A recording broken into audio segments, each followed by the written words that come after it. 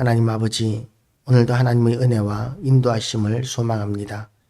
아침부터 또한 오후 예배로 통하여 우리가 말씀을 듣고 말씀의 인도함을 받으며 말씀으로 무장하고 말씀의 영광이 우리를 덮기를 소망하오니 하나님께서 이 시간도 우리에게 은혜를 더하여 주시고 오늘도 우리가 감당해야 되는 모든 일들과 살아야 하는 모든 삶 가운데서 우리가 하나님의 영광을 보게 하시고 드러내게 하시고 입게 하시고 또한 하나님의 권능으로 세상의 가운데 우리가 하나님을 선포하고 보여줄 수 있는 그런 담대하고 강건한 사명자가 되게 하여 주시기를 원합니다. 우리의 앞길을 인도하시는 하나님, 우리의 모든 형편을 아시는 하나님, 예수 그리스도의 피값으로 세우신 이 교회를 하나님께서는 속히 부흥케 하여 주시고 또한 일꾼을 채우시고 이 교회를 통하여 또 다른 교회가 일어나고 부흥되어지는 역사들이 있게 하시고 하나님 아버지 주님의 사역들을 힘있게 감당하는 교회가 되게 하여 주시옵소서. 감사드리오며 예수 그리스도 이름으로 기도드리옵나이다. 아멘. 할렐루야. 오늘도 하나님의 은혜가 우리 모두에게 가득하시기를 주님의 이름으로 축복합니다. 이스라엘에게 대한 하나님의 심판을 계속해서 경고하고 있습니다.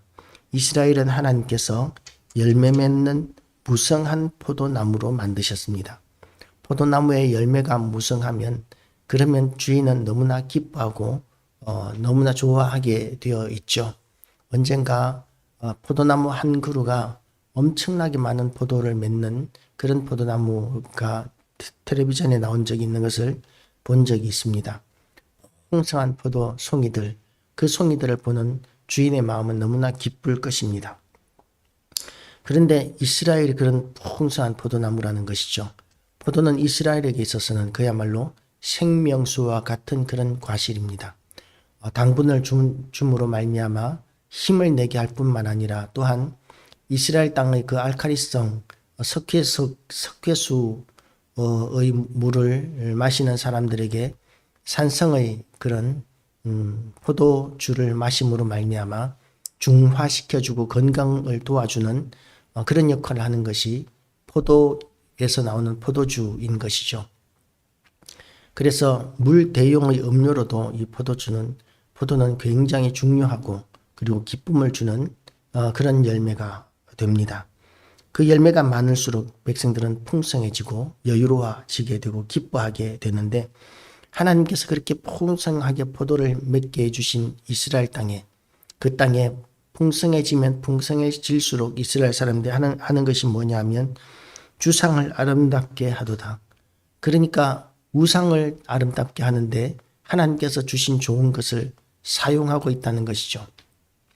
경제적인 여유가 생기니까 삶의 여유가 생기니까 그것을 가지고 하나님의 일에 충성을 하는 것이 아니라 헌신하는 것이 아니라 감사하는 것이 아니라 하나님께서 주신 것을 우상을 하나님께서 가장 진노하시고 격노하시는 그런 우상을 섬기는 일에 이스라엘 사람들이 힘을 내고 있었다는 것이죠. 그래서 그들이 두 마음을 품었다라고 이렇게 이야기합니다. 두 마음을 언제부터 품었느냐 하면 남유다와 북이스라엘로 갈라질 때 북이스라엘 왕의 건국 왕이었던 여로보암 왕이 명절이 되기만 하면 북왕국 이스라엘 백성들이 예루살렘으로 참배를 가게 됩니다. 그러면 그 백성들이 이제 안 돌아오지 않을까봐 이 여로보암 왕은 그것이 참 걱정이 되었습니다. 그래서 그 대책으로 내세운 것이 우상 두 개를 만드는 것이었습니다. 그래서 이스라엘 사람들에게 북왕국 이스라엘 사람들에게 굳이 예루살렘까지 가지 않아도 이 북왕국에 있는 이 우리가 만든 송아지 형상의 여호와 하나님, 송아지 형상을 만들어 놓고 그것을 여호와 하나님이라고 이름 붙이고 그리고 또한 거기에 경배하도록 그렇게 백성들을 지도했었습니다. 이끌었습니다. 그랬더니 북왕국 이스라엘은 처음 건국될 때부터 시작해서 우상 숭배를 시작하게 된 것입니다. 그렇게 우상 숭배를 하는 것에 대해서 하나님께서는 두 마음을 품은 자라고 이렇게 이야기하고 있습니다. 두 마음. 하나님께서는 어떤 형상이든지 하나님의 것 이름으로 만들지도 말라고 말씀하셨는데 그런데 송아지 형상을 만들어 놓고 그 송아지의 이름을 여호와 하나님이라고 붙인다고 해서 그 송아지가 여호와 하나님이 되는 일은 절대로 없습니다. 그것은 하나님께서 가증히 여기시는 우상이 될 뿐입니다. 그래서 이 송아지 형상을 만들어 놓고 그 재료가 아무리 금이든 보석이든 간에 그것은 하나님을 모욕하는 형상이 될 뿐인 것입니다. 그런데 이스라엘 백성들은 그것을 하나님을 경배하는 그런 하나님의 형상이다고 이렇게 믿고 그곳에 가서 예배와 제사를 드렸던 것이죠. 그것을 하나님께서는 진노하시고 오랫동안 참으셨는데 그렇게 참다 이제는 그 백성들을 치시고 징계하시는데 하나님이 그 제단을 쳐서 깨뜨리시며 그 주상을 허시리라 이 예언적인 말씀을 선지자를 통해서 주십니다. 가장 소중하게 여기는 우상입니다. 북왕국 이스라엘이 건국될 때부터 시작해서 그 우상을 만들었습니다. 그리고 섬겼습니다. 망할 때까지 계속해서 그 우상을 섬깁니다. 그렇기 때문에 그 우상을 깨뜨리기 위해서는 이스라엘이 무너져야만 그 우상을 부서뜨리고 깨뜨릴 수가 있게 되는 것이죠. 하나님께서는 그 우상을 이스라엘 백성들로부터 제거하시기 위하여 이스라엘을 무너뜨리지 않으실 수가 없으셨습니다. 우리는 무엇을 소중히 여기고 있습니까? 우리가 무엇을 고이 지키고자 합니까? 아무리 소중하게 여기는 것이라 할지라도 하나님의 진노를 사는 것이라면 우리는 속히 내려놓아야 합니다. 하나님께서 그것을 깨뜨리기 위하여 그것을 우리에게 빼앗기 위하여 하나님께서 우리를 치셔야 하는 상황이 절대로 우리에게 있어서는 안 될 것입니다. 이스라엘 백성들이 자기들의 영광을 위해서 나라를 위해서 그야말로 뭐라 그럴까요? 나라의 근간으로 삼았던 그 금송아지가 사실은 이스라엘을 멸망시키는 그런 가장 중요한 요인이 되었다라는 것을 우리는 보면서 우리의 삶 가운데서 우리가 무엇을 가장 소중히 여기는가에 대해서 인식해야만 합니다. 어떤 사람은 장로 직분이 되기 위하여 교회를 섬기는 사람이 있습니다. 그런데 그분이 이제 장로 직분이 될 줄 알고 교회에 열심히 다니고 그렇게 했는데도 불구하고 선거에서 떨어지게 되니까 교회를 아예 안 다니는 그런 사람도 있다는 이야기를 들었습니다. 그런 분이 장로가 되면 어떻게 되겠습니까? 그 교회 신앙생활의 가장 중요한 것을 장로 직분으로 여겼다는 것이죠. 그것은 있을 수 없는 일입니다. 하나님께서는 그 사람의 믿음을 위하여 빼앗으셨습니다. 그런 사람이 장로가 되면 교회가 또한 얼마나 큰 타격과 충격을 받겠습니까? 교회에서 장로가 군림하는 장로가 되어 버릴 것입니다. 그렇게 하나님께서 진노하시는 것들이 우리에게는 절대로 없어야 될 것입니다. 그런데 이스라엘은 그것을 소중하게 여겼던 것이죠. 그들이 이제 이르기를 우리가 여호와를 두려워하지 아니하므로 우리에게 왕이 없거니와 왕이 우리를 위하여 무엇을 하리로다. 이제 지금까지 보니까 백성들이 여호와를 두려워하지 않고 우상을 만들어 섬겼었는데 그런데 그 우상이 없어지고 나니까 그러니까 이제는 왕도 없어지게 되고 왕이 없어지고 나니까 이제는 왕을 위해서도 나라를 위해서도 무엇을 할 바를 알지 못하는 그런 상황이 되어 버렸다는 것입니다. 그리고 또한 그들이 헛된 말을 내며 거짓 맹세로 언약을 세우니 그 재판이 바디랑에 돋는 독초 같으리로다. 재판도 정의롭지 못한 것이죠. 재판은 정의로워야 합니다. 우리가 재판을 하는 이유가 뭐냐면 정의를 드러내고 실현하기 위해서입니다. 그래서 재판은 언제나 정의로워야 합니다. 하나님께서는 가난한 자라 할지라도 두둔하지 말고 부한 자라 하여 두둔하지 말라고 이렇게 말씀을 하셨습니다. 어떤 사람이 죄를 범하였건 간에 그 죄에 대해서 공평하게 형벌이 가해져야 한다는 것이죠. 힘 있는 사람이 죄를 저질렀기 때문에 가볍게 처벌하거나 가난한 사람이 죄를 지었기 때문에 가난해서 불효했기 때문에 또 가볍게 처벌하거나 이런 것들은 하나님께서 만들어 놓으신 법 정신이 아닙니다. 범죄에 대해서는 똑같은 처벌이 가해져야 하는 것이죠. 그렇기 때문에 그렇게 정의가 실현되면 누가 보호를 받느냐 하면 사실은 가난하고 힘없는 사람들이 보호를 받습니다. 가난하고 힘없는 사람들은 잘못한 것이 없어도 힘 있는 사람들의 약탈의 대상이 되기가 쉽습니다. 그런데 법이 보호를 해주는 것입니다.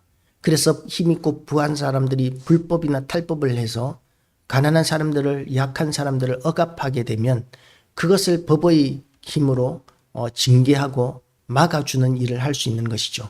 그렇다고 해서 가난한 사람들이 그 법의 힘을 이용해서 또한 굴림해서도 안 되기 때문에 가난한 자라 할지라도 죄에 대해서는 공평하게 처벌되어야 하고, 부한 자라 또 힘 있는 자라 할지라도 그 죄에 대해서는 공평하게 처벌되어야 합니다. 과해서도 안 되고 또한 경감되어서도 안 된다는 것이죠. 그것이 정의입니다. 그런데 사실상 우리의 법을 보면 힘 있는 사람들의 재판은 돈이 많기 때문에 그 많은 값비싼 변호사들을 사서 그 재판이 하염없이 길어지는 그런 모습들을 우리가 보게 됩니다. 도대체 결론이 언제 나는지 모르겠지만 그렇게 질질 끌면서 재판을 통해서 감옥에 가지 않고 제 수명대로 살다가 이렇게 뭐라 그럴까요? 늙어 죽는 재판하다가 늙어 죽는 사람도 생겨날 정도로, 그렇게 죄를 범하였으면서도 감옥에 가지 않고 늙어 죽는 사람이 생겨날 정도로 그렇게 힘 있는 사람들은 재판을 이용하고 있고, 오히려 또한 가난한 사람들은 신속하게 그런 재판들이 끝나게 되죠. 그것이 법의 불공평합니다라고 이야기할 수 있습니다. 법은 누구에게나 공평해야 하는데, 그런데 이스라엘 사람들에게 있어서는 그것이 독초 같으리로다. 밭이랑에 돋는 독초같이 공평하지도 않고 정의롭지도 않다고 성경은 이야기하고 있습니다. 그리고 또한 사마리아 주인이 벳아웬의 송아지로 말미암아 두려워할 것이라. 그 백성이 슬퍼하며 그것을 기뻐하던 제사장들도 슬퍼하리니 이는 그의 영광이 떠나감이라. 이는 이제 만들어 놓았던, 나라가 건국하면서부터 세워져 있던 그 금송아지들이 파괴되고 빼앗기고 끌려가게 되고, 그래서 잃어버리게 되니까 그것을 통해서 슬퍼하고 있는 것이죠. 그 송아지는 아수르로 옮겨다가 예물로 야렙 왕에게 드리리니, 이 야렙 왕이라는 것은 싸움의 왕이라는 의미가 됩니다.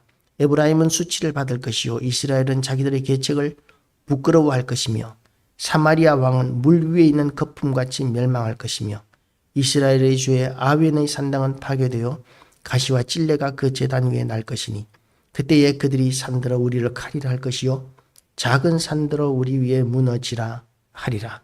이제 신을 뺏겼으니까 사실상 나라들이 섬기는 신들이 다 있습니다. 그래서 그 시대에는 그 전쟁에서 이기게 되면 자기의 신이 이긴 것으로 여기던 시대입니다. 그런데 자기들이 섬기던 신, 송아지 형상의 여호와 하나님을 빼앗겼습니다. 그러면 나라가 수치를 당하는 것이고 망한 것이죠. 나라가 수치를 당하고 망하니까 이제는 어디든지 가도 천대를 받습니다. 멸시를 받고 아무도 보호를 해주지 않습니다. 그러니까 이제 절망적으로 산들 보고 우리 위에 무너져 내리라, 이렇게 이야기하고 있는 것이죠. 차라리 산사태로 말미암아 묻혀서 죽는 것이 낫다. 사실상 모든 재산을 빼앗기고 가족도 노예로 종으로 포로로 끌려가고 그러는 비참한 상황이라면 누가 절망하지 않겠습니까? 그런 지경이 되고 있는 것이죠. 그런데 그 일들을 누가 하고 있느냐 하면 하나님께서 하고 계시는 것입니다. 왜요? 송아지를 만들고 또한 금송아지뿐만 아니라 이방 나라의 수많은 우상들을 섬겼던 그 죄로 말미암아 하나님께서 징계하고 계시는 것입니다. 이스라엘아, 내가 기브아 시대로부터 범죄하더니 지금까지 죄를 짓는구나. 나라가 건국될 때부터 시작해서 망할 때까지 계속해서 끝까지, 하나님께서는 그토록 오래 참으셨지만 끝까지 그들이 죄에서 벗어나지 않고 그렇게 죄를 범하였다는 것이죠. 그래서 에브라임은 이스라엘을 의미합니다. 에브라임은 마치 길들인 암소 같아서 곡식 밟기를 좋아하나 내가 그의 아름다운 목에 멍에를 메우고 에브라임 위에 사람을 태우리니 유다가 밭을 갈고 야곱이 흙덩이를 깨뜨리리라. 에브라임은 이제 노예 신세가 된다는 것이죠. 종이 되고 노예 신세가 됩니다. 소가 곡식 발개를 좋아하는 이유가 뭐냐면 하나님께서 명령하시기를 곡식을 곡식단을 떠는 소의 입에 멍에를 매지 말라고, 멍에를 씌우지 말라고 말씀하셨습니다. 그러니까 이 곡식을 단을 하면서 소의 입에 멍에를 씌우지 않으면 소가 배불리 먹겠죠. 그렇게 곡식 마당에서, 타작 마당에서 소가 배불리 먹으면서 이 타작을 하는 것이니까 소가 좋아하는 일이 되는 것이죠. 그런데 이제는 그 배불리 먹는 일이 끝났다는 것입니다. 이제는 좋아하는 일을 하는 것이 끝났다는 것입니다. 하기 싫어하는 일, 자기를 위한 일이 아니라 남을 위한 일만 이제는 하게 되는 그런 노예 신세가 됩니다. 그러다가 힘이 빠지면 어떻게 되느냐 하면 치료를 받거나 보호를 받는 것이 아니라 버림을 받거나 죽임을 당하는 것이 노예의 신세입니다. 노예는 노후 대책이라는 것이 없습니다.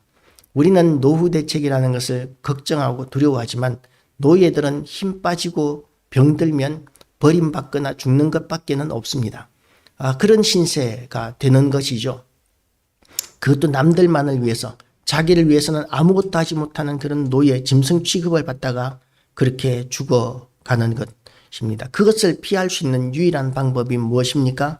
너희가 자기를 위하여 공의를 심고 인내를 거두라.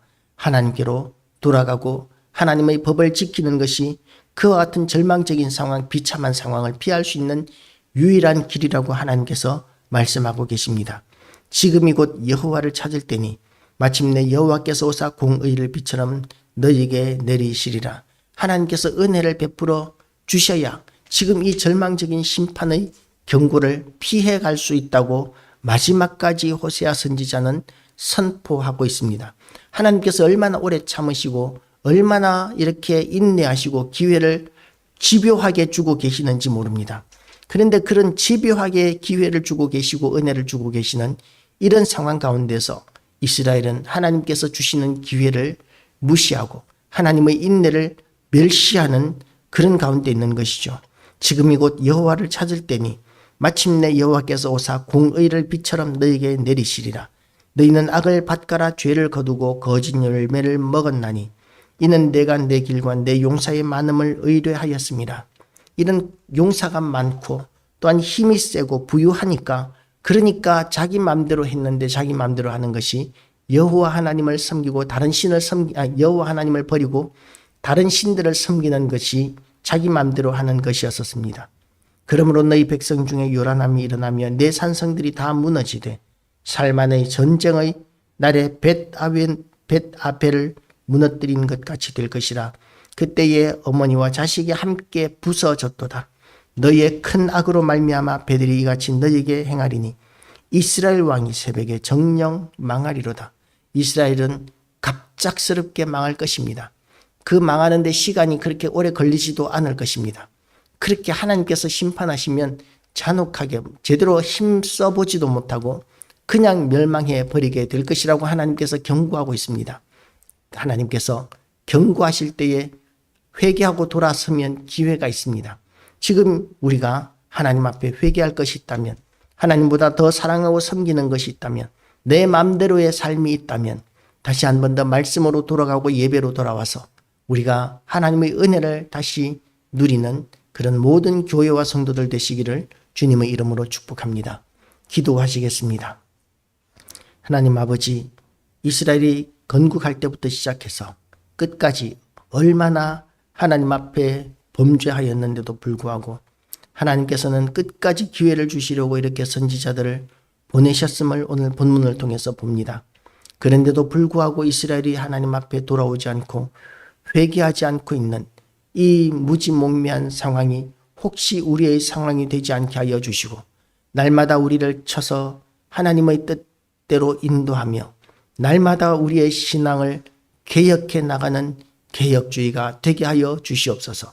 우리가 죽은 물고기와 같이 세상이 흘러가는 대로 흘러가는 것이 아니라 우리가 하나님의 그 선하신 말씀 붙들고 말씀의 근원으로 끝없이 끝까지 헤엄쳐 올라가는 살아있는 물고기가 되게 하여 주시옵소서.